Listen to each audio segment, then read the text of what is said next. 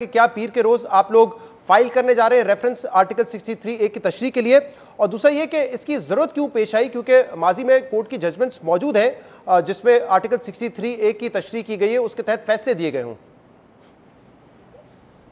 देखिए, पहले सवाल का जवाब यह है कि पीर की सुबह ये फाइल किया जाएगा और सुप्रीम कोर्ट के हुक्म के मुताबिक जो आज कोर्ट ने ऑर्डर किया है ये 1 बजे टेकअप होगा रेफरेंस। दूसरा आपने सवाल पूछा कि इसकी ज़रूरत क्यों पेश आई है। ज़रूरत इसलिए पेश आई है कि जिस इशू पे गवर्नमेंट सवाल सुप्रीम कोर्ट लेके जा रही है उस पर कोई जजमेंट नहीं है। बुनियादी तौर पे पार्लिमानी जमहूरियत में एक वोट जो है इंतहाई अहम तरीन एक्सरसाइज है। अब एक ऐसा वोट जिसके लिए आइन में लिखा है कि अगर एक ख़ास तरीके से कोई मेंबर वो वोट देगा तो उसके नतीजे में वो प्रोसेस कंप्लीट होने के बाद उस मेंबर की सीट ख़त्म हो सकती है, और एक इंतहाई नापसंदीदा एक्ट है डिफेक्शन और फ्लोर क्रॉसिंग, वो मेंबर उस चीज़ का मुर्तकिब होगा। तो पहला सवाल ये है कि उस वोट की कॉन्स्टिट्यूशनल और लीगल वैल्यू क्या है। दूसरा सवाल यह है कि जो चीज़ एक इंतहाई नापसंदीदा करार दी गई है आइन में, डिफेक्शन और फ्लोर क्रॉसिंग, और जिसके नतीजे में सीट ख़त्म होती है, तो उसके बाद डिस्क्वालिफिकेशन की कितने अरसे के लिए, क्या सिर्फ वो सीट ख़त्म होगी और उसके बाद मेंबर कंटिन्यू कर सकता है, या ये ताहयात डिस्क्वालिफिकेशन है, या इसका कोई और पीरियड है। तो ये दो अहम तरीन सवालात हैं और इस पे हम सुप्रीम कोर्ट की रहनुमाई चाहते हैं। अच्छा खालिद साहब, आप कह रहे हैं कि कोई इस पे जजमेंट है नहीं, क्योंकि यहाँ पे दो चीज़ें, एक तो 63A1A है और B है। जो B है वो तो वोट के हवाले से है कि अगर कोई शख्स वोट देता है, पार्टी लाइन के खिलाफ जाके एब्सटेन करता है, तो फिर उसके खिलाफ जो है रेफरेंस फाइल किया जाएगा, उसके पहले शो कॉज नोटिस दिया जाएगा पार्टी लीडर की जानिब से, फिर स्पीकर जो है पोस्ट ऑफिस का काम करेगा, फिर इलेक्शन कमीशन ऑफ पाकिस्तान जो है इस पर फैसला करेगा। तो यहाँ पे तो ये वाजे है ना कि वोट ऑफ नो कॉन्फिडेंस में कोई भी मेंबर हिस्सा ले सकता है, पार्टी लाइन क्रॉस कर सकता है, लेकिन उसकी एक कॉस्ट है और वो कॉस्ट डिस्क्वालिफिकेशन की सूरत में है, तो वोट तो दिया जा सकता है ना। देखिए, उस पर मेरी ज़ाती पोजीशन ये है कि ऐसा नहीं है कि आप उनको असेंबली में ही ना आने दें और वोट ना देने दें, लेकिन बुनियादी सवाल ये है कि एक ऐसा वोट, और हम ये अस्यूम कर रहे हैं कि वो वोट कास्ट हो गया सपोज़, और वो इस तरह कास्ट हुआ जो कि आइन की 63A की लैंग्वेज और रूह के मुनाफी है, और उसके नतीजे में किसी की सीट जा सकती है, यानी वो डिफेक्शन और फ्लोर क्रॉसिंग ज़ाहिर एक प्रोसीजर दिया है उसके फॉलो करने के बाद। तो पहला सवाल तो ये है कि उस वोट की अहमियत आइनी और कानूनी क्या है, क्या उसे काउंट होना चाहिए या नहीं होना चाहिए। बज़ाहिर यह है कि वोट दिया है तो काउंट भी होना चाहिए, लेकिन इस पे क्योंकि एक ये इंतहाई जो एक्सट्रीम कॉन्सिक्वेंस है किसी भी मेंबर के लिए, एक वोट देने के नतीजे में वो अपनी सीट ख़त्म हो सकती है, तो क्या ये हम इसको एक ट्रीट करें कि एक नॉर्मल वोट है और नॉर्मल वोट की तरह ये काउंट हो जाए। इस पे कोई सुप्रीम कोर्ट का डिटेल्ड जजमेंट या प्रोनाउंसमेंट डायरेक्ट या इनडायरेक्ट नहीं है। अच्छा, लेकिन आप तो दूसरा सवाल है वो ये है कि जी जी जी जी फरमाइए आप। ये दूसरा सवाल यह है कि इस चीज़ के नतीजे में आप जब फ्लोर क्रॉसिंग के मुर्तकिब हो गए प्रोसेस फॉलो करने के बाद, तो फिर डिस्क्वालिफिकेशन सिर्फ उस हद तक है कि जो आपकी सीट ख़त्म हो गई, या किसी लंबे अरसे के लिए, या ताहयात डिस्क्वालिफिकेशन है। क्योंकि आप देखें 62(1)(f वहाँ कोई पीरियड नहीं दिया गया था, तो सुप्रीम कोर्ट ने उसको इंटरप्रेट किया 5 रुकनी बेंच ने कि ताहयात डिस्क्वालिफिकेशन है, कोई इंसान मेंबर जो है सादिक और अमीन नहीं रहे, तो और ज़ाहिर है कि कोर्ट के ज़रिए वो प्रोसेस होना है। तो क्या एक शख्स जो डिफेक्शन का मुर्तकिब हुआ हो और ये डिक्लेयर हो गया हो, तो क्या वो सादिक और अमीन रहेगा, और क्या या वो ताहयात डिस्क्वालिफिकेशन का लायबल है। तो ये वो सवाल है कि जिस पे अभी कोई सुप्रीम कोर्ट का जजमेंट मौजूद नहीं। अच्छा, लेकिन खालिद साहब आप ये कह रहे हैं कि वोट देने से रोका नहीं जा सकता, वो मेंबर आए वोट कास्ट कर सकता है, आइन में ये है और आपका ओपिनियन भी यही है। देखिए, इसमें मुख्तलिफ क्लॉजेज हैं। अगर एक क्लॉज ऐसा है कि जिसमें ये लिखा है कि आपने पार्टी की मेंबरशिप छोड़ दी और दूसरी पार्टी ज्वाइन कर ली, अब उसमें एक इंटरप्रिटेशन का सवाल ये उठेगा कि उसको किस तरह ट्रीट किया जाए। अगर किसी मेंबर ने कोई इब्हाम नहीं छोड़ा कि जी मैं अब आपकी पार्टी के साथ नहीं हूँ, आपके कहने पे वोट नहीं डालूंगा, तो क्या वो अब पार्टी का मेंबर रहा है या उसने रुकनीत ख़त्म करके दूसरी पार्टी ज्वाइन कर ली है। तो इस पर भी तशरीह की ज़रूरत है। अब इसमें सवाल ये उठेगा कि ये एक्ट किस वक्त कंप्लीट हुआ,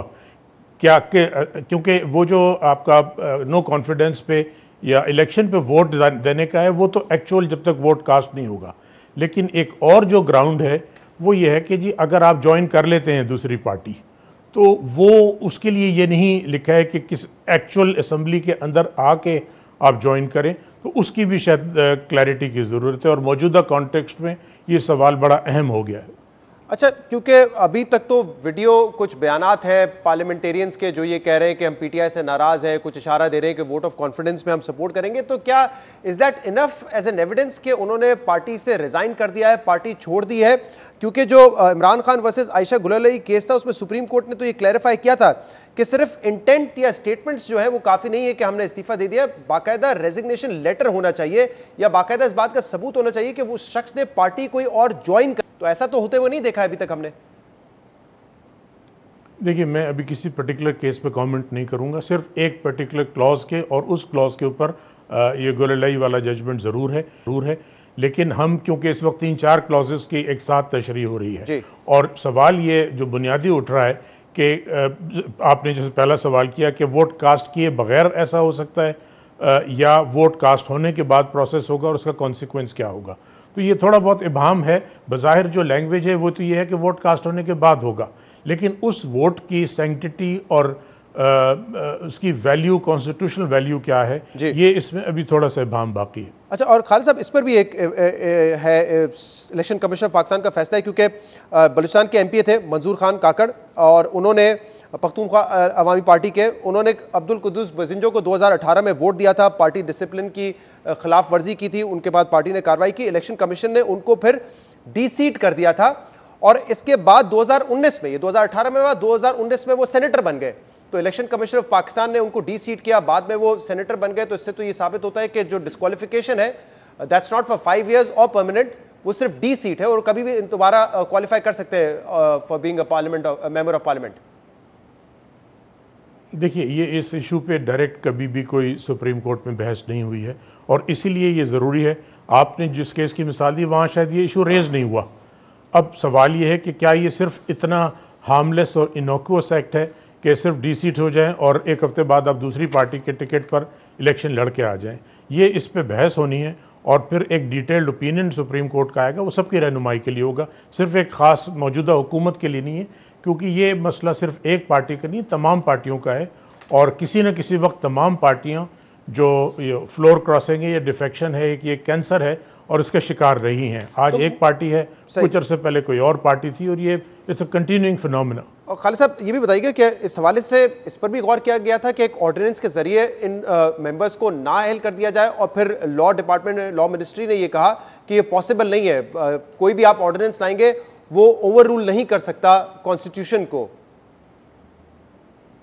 नहीं, ऐसा कोई ऑर्डिनेंस, देखिए बहुत सारे ऑप्शन ज़ेर गौर और ऑप्शन आते हैं डिस्कार्ड हो जाते हैं, लेकिन ऐसा कोई फैसला नहीं था। बुनियादी फैसला ये था कि तमाम ऑप्शंस को गौर करने के बाद कि सबसे सेफ़ और कॉन्स्टिट्यूशनल रास्ता ये है कि सुप्रीम कोर्ट से रहनुमाई ली जाए, इस पर किसी को एतराज़ नहीं हो सकता। लेकिन ऑर्डिनेंस का ऐसा कोई ऑप्शन नहीं है और गवर्नमेंट कोई ऑर्डिनेंस ना लाने को सोच रही थी। आपके ऑफिस ने आपने ड्राफ्ट करके नहीं दिया था जिसको लॉ मिनिस्ट्री ने बाद में अपोज किया?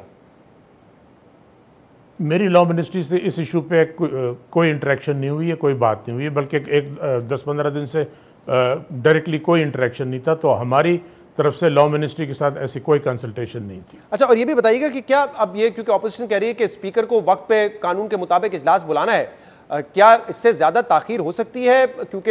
ये चीज़ें रूमर्स गर्दिश कर रही हैं कि शायद कोई ऐसी कोशिश करे कि स्पीकर जो है वो इजलास को मुलतवी कर दे, ताख़ीर करे उसमें। अगर ऐसा होता है तो क्या ये तमाम चीज़ें चैलेंज हो सकती है कोर्ट ऑफ लॉ में? देखिए, इस पे क्योंकि अभी ये एक मफरूज़ा है और मुझे यकीन है कि स्पीकर साहब जो हैं वो आइन के मुताबिक पहले भी काम करते रहे हैं और इस पर्टिकुलर इशू पे भी आइन के मुताबिक करेंगे। तो अभी क्योंकि मफरूज़ा है, इस पे शायद तबसरा मुनासिब नहीं है, लेकिन मेरे जहन में कोई शक नहीं है कि स्पीकर साहब जो आइन का रिक्वायरमेंट, मैं सिर्फ कानूनी नुकता जानना चाह रहा हूँ कि क्या स्पीकर के ऐसे किसी इक़दाम को चैलेंज किया जा सकता है कोर्ट ऑफ लॉ में? देखिए, स्पीकर के लिए क्योंकि आइन में बुनियादी तौर पे जो प्रोसीडिंग्स हैं हाउस की, उनकी एक इम्यूनिटी है और इस पर कई जजमेंट भी सुप्रीम कोर्ट के 50s के भी हैं, 60s के भी हैं, उसके बाद के भी हैं। तो आम तौर पे कोर्ट अदालत का रुझान ये है कि internal proceedings of the house जो है वो अदालत में चैलेंज नहीं हो सकती और 69 में, आर्टिकल 69 में उसकी इम्यूनिटी है।